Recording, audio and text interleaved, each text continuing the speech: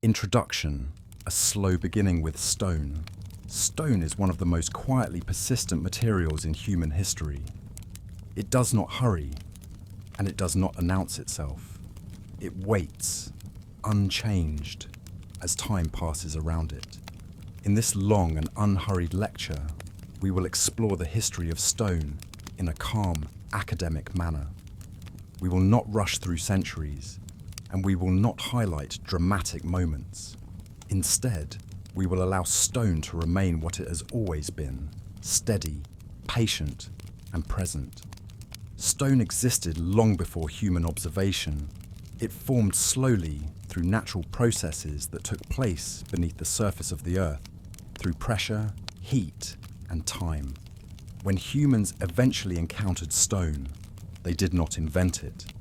They noticed it, touched it, and gradually learned to work with it. This documentary does not attempt to tell a story of progress or triumph. It does not suggest that stone led humanity forward in a dramatic arc. Rather, it observes how stone remained constant while human societies changed around it. Each chapter in this lecture will calmly examine one aspect of stone's long relationship with the earth and with human civilization. Each chapter is complete in itself, intended to be listened to slowly, without urgency or expectation. We begin, as stone itself begins, with the earth. Chapter 1. Stone before humanity. Long before humans observed the world, stone already existed in vast and silent abundance. It formed gradually beneath oceans and mountains, far removed from any awareness or intention. Stone is the result of geological processes that operate at a pace almost impossible to perceive. Magma cools slowly beneath the Earth's surface, forming igneous rock over immense periods of time. Sediment settles gently at the bottom of ancient seas, layer upon layer, eventually becoming sedimentary stone. Existing rock is pressed and altered by heat and pressure, transforming into metamorphic stone without any visible motion. These processes do not pause, and they do not accelerate. They continue steadily, regardless of climate, life, or extinction. Stone is therefore not an object of a single moment, but a record of countless moments compressed together. Before humanity, stone shaped the surface of the earth. Mountains rose slowly as tectonic plates moved against each other. Valleys formed as water wore stone away grain by grain, over spans of time too long to count. Cliffs stood unchanged, while species appeared and disappeared around them. Stone did not serve a purpose during this time. It was not useful, symbolic, or valuable. It simply existed as part of the planet's structure. In this pre-human world, stone interacted only with natural forces. Water flowed across it. Wind carried particles against it. Heat expanded it slightly, and cold contracted it again. These interactions were repetitive and calm. They did not create sudden change. They produced gradual transformation, so slow that it appeared almost motionless. When we study stone today, we often look for signs of activity or origin. Yet stone does not mark its own beginning clearly. Its formation is distributed across millions of years, without a single identifiable start. This deep continuity is important to remember. Stone did not enter history when humans appeared. Human history entered stone's long existence. By the time the first humans walked across rocky ground, stone was already ancient. Chapter 2. Early human encounters with stone. When early humans encountered stone, they did not immediately understand it as a material. They experienced it first as part of the environment, something firm beneath the feet and present in the landscape. Stone was cold in the shade and warm in the sun. It resisted pressure and remained unchanged after contact. Unlike wood or bone, it did not bend or decay quickly. Over time, humans began to notice these qualities. They observed that stone could break in controlled ways when struck. Some stones fractured into sharp edges, while others crumbled or resisted entirely. This observation did not happen suddenly. It developed gradually through repeated contact, trial, and quiet attention. Stone became familiar through use rather than through explanation.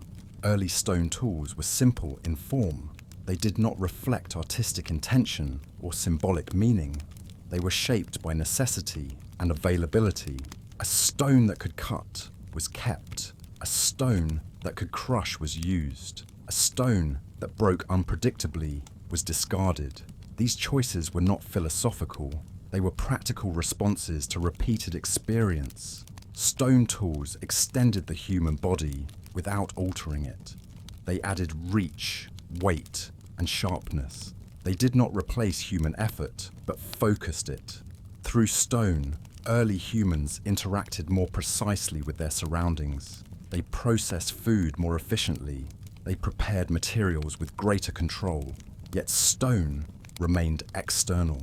It was not incorporated into belief systems or formal knowledge. It was simply present and reliable. Stone's durability made it persist after use. Tools were lost, abandoned, or buried, and they remained intact long after the hands that shaped them were gone. This persistence is one of stone's defining characteristics. Unlike organic materials, stone does not disappear easily. It waits, unchanged, beneath layers of soil and time. As a result, stone provides a quiet record of early human activity. It does not explain intention or emotion, it only confirms presence. Through stone, we know that humans were there. Chapter 3. Stone as a material of stability. As human groups settled and remained in specific locations, stone began to take on a new role. It became associated with permanence rather than movement. Stone was no longer only held in the hand. It was placed deliberately in the landscape. It was stacked, arranged, and aligned. These early uses of stone were not architectural in the modern sense. They did not aim for comfort or complexity. They aimed for stability. Stone walls marked boundaries without moving. Stone weights remained where they were placed. Stone surfaces resisted weather more effectively than organic materials. This resistance created a sense of continuity. A stone structure built in one season remained in the next. It did not need frequent replacement or care. Gradually, stone became associated with reliability. It was chosen when something needed to remain unchanged. This association did not require written language or formal theory. It emerged naturally through repeated experience. Stone did not rot. Stone did not burn easily. Stone did not shift unless acted upon with great force. Because of this, stone quietly influenced how humans thought about time. It introduced the possibility that something made by human hands could outlast its maker. This was not necessarily understood as immortality or legacy. It was simply observed. Stone structures remained when people moved on. They stood without explanation. Over time, stone began to separate temporary actions from lasting ones. What was made of stone stayed. What was made of softer materials returned to the environment. This distinction shaped human behavior without instruction. Stone taught stability by example. It did not persuade, it did not instruct, it remained. Chapter 4. Stone and the emergence of construction. As human societies became more settled, stone slowly shifted from a material of convenience to a material of intention. It was no longer placed only where it was found useful in the moment. It began to be chosen, transported, and arranged with care. This change did not occur everywhere at the same time, and it did not follow a single path. In some regions, stone was abundant and easily collected. In others, it was rare and therefore used selectively. Where stone was used in construction, it introduced a new relationship between humans and their surroundings. Buildings made of stone did not respond quickly to change. They resisted wind, rain, and seasonal variation. Stone construction required patience. Each piece had to be lifted, positioned, and balanced. Errors were not easily corrected, and adjustments were slow. Because of this, stone encouraged careful planning without requiring formal design. Structures grew gradually, shaped by repeated effort rather than sudden completion. Stone buildings did not create comfort in the modern sense. They were often cool, heavy, and unyielding. Yet they provided shelter that did not disappear. Walls of stone marked a commitment to place. They suggested that the builders intended to remain. This intention did not need to be declared. It was visible in the material itself. Stone did not symbolize permanence. It enacted it.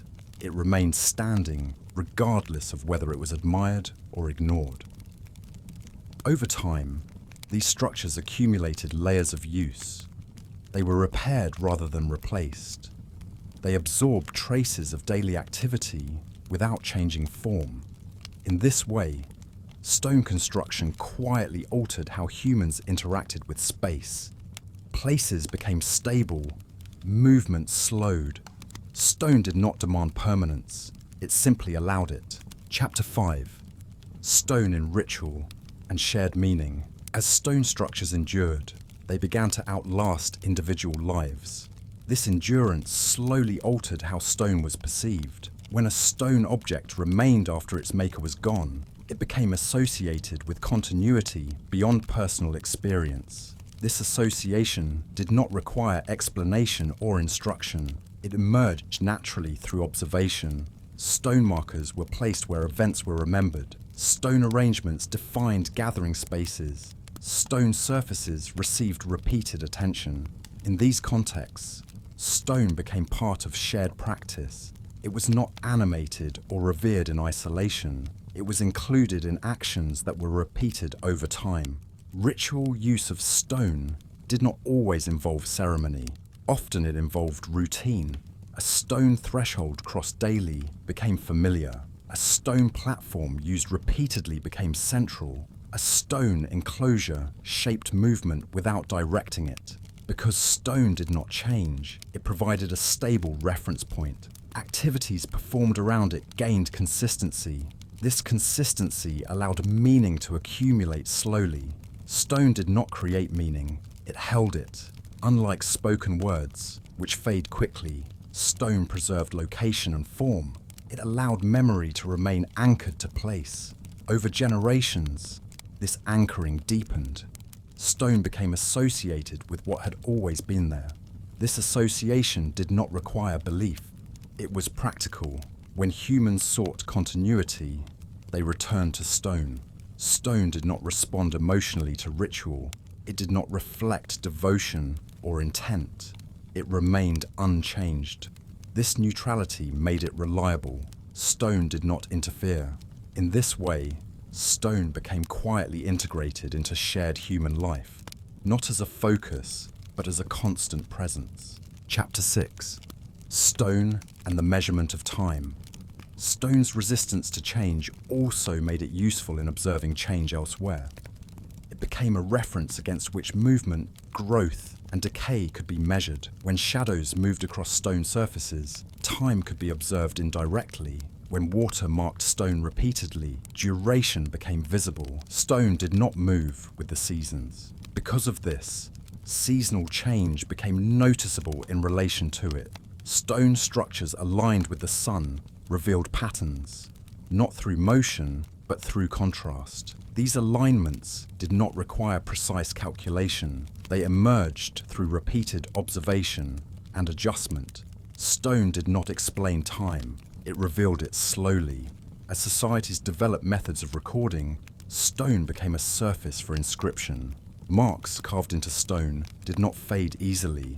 They remained legible long after their context had changed. This durability gave stone a role in preserving information. Not all information, but selected fragments. Stone inscriptions were limited by effort and space. They encouraged brevity and clarity. Because carving required time, the act itself slowed communication. Only what was considered worth preserving was recorded. Stone therefore influenced what was remembered, not by choice, but by constraint. What remained carved remained visible.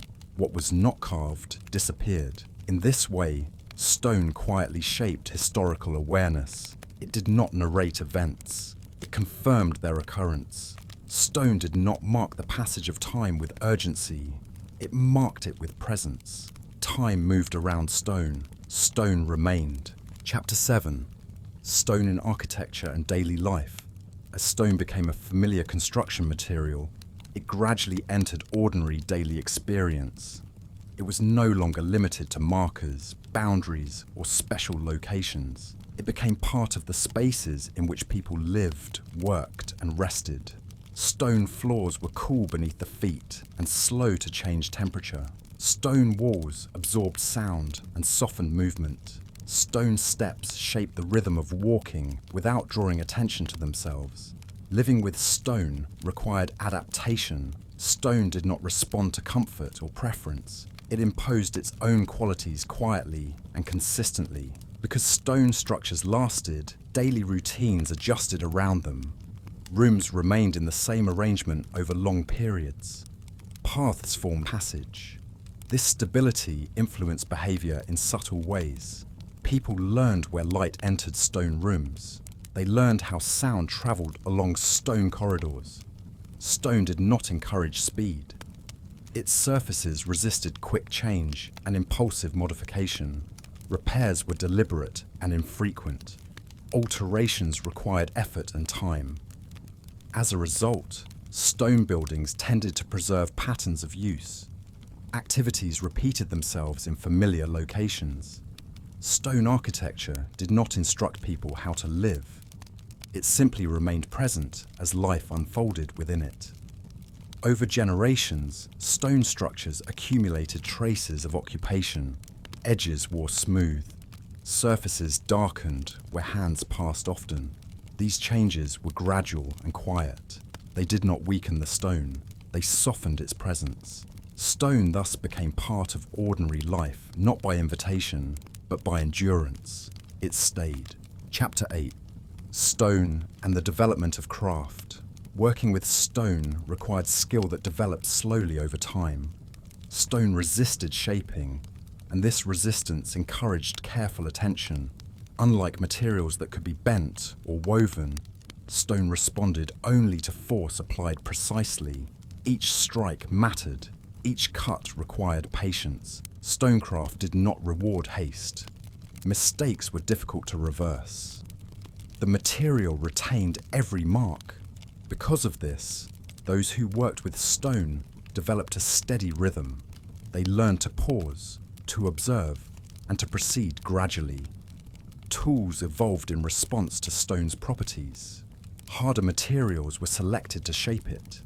Techniques became refined through repetition rather than instruction. Stone carving did not produce identical results.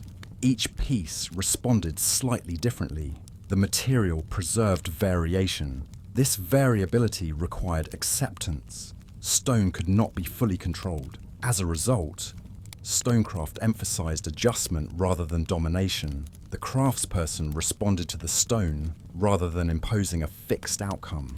Finished stone objects carried the marks of this process. They did not appear smooth or uniform. They reflected time spent rather than speed achieved. Stone objects, therefore, embodied duration. They showed how long they had taken to create. This quality did not need explanation. It was visible.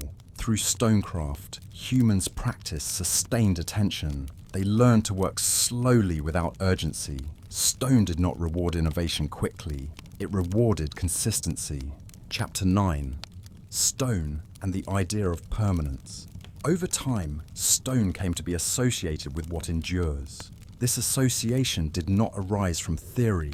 It developed through observation. Stone outlasted wood, fabric, and earth. It remained when other materials returned to the environment. Because of this, stone became linked with permanence in human thinking, not as an abstract concept, but as an experienced reality.